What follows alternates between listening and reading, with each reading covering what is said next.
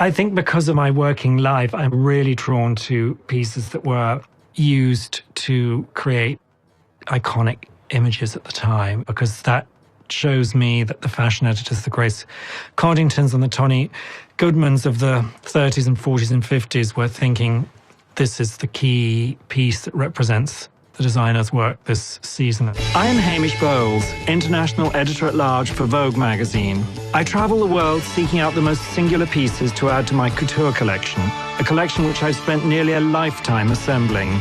If it's out there, I'll find it on Vintage Bowles. Today I am going to a dealer on the left bank in Paris. She's someone I've really known for decades now. Good to see you. J'ai cette boutique depuis 13 ans, rue de l'Échaudé, au cœur de Saint-Germain-des-Prés. J'ai commencé ce métier en 1975, donc il y a très longtemps. Avant, j'étais dans le design et c'est par amour que j'ai pensé en faire un métier. Et j'ai organisé de très grandes ventes à Paris. Every now and then she has a great couture or fashion item that would interest me, so it's always worth having a look. And she's a great, colourful character. She certainly understands when she has something good. And then she's a connoisseur, you know. I knew him, he was just very young.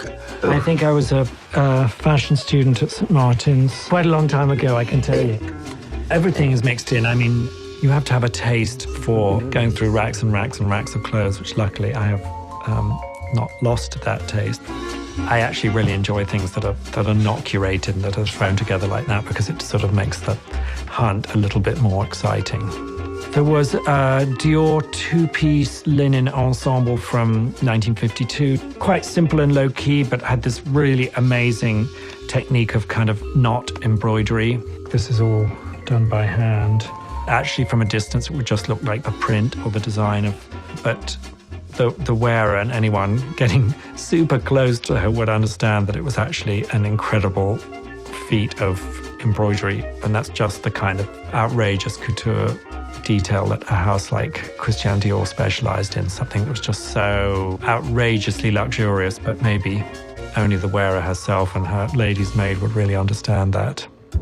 And then she had a Pierre Cardin piece from about 1960, which is interesting because it's when Cardin was still kind of linked to an idea of 50s couture. He began his working life as a tailor at Christian Dior. When he established his own house, his aesthetic was very much in that kind of mid-century haute couture world. Later into the 60s, he became one of the kind of futurist fashion gurus. So it's sort of, just as a historic document, it's interesting to see a piece from that transition period where you still have a sense of 50s couture and you don't really have a sense of the maverick, forward-thinking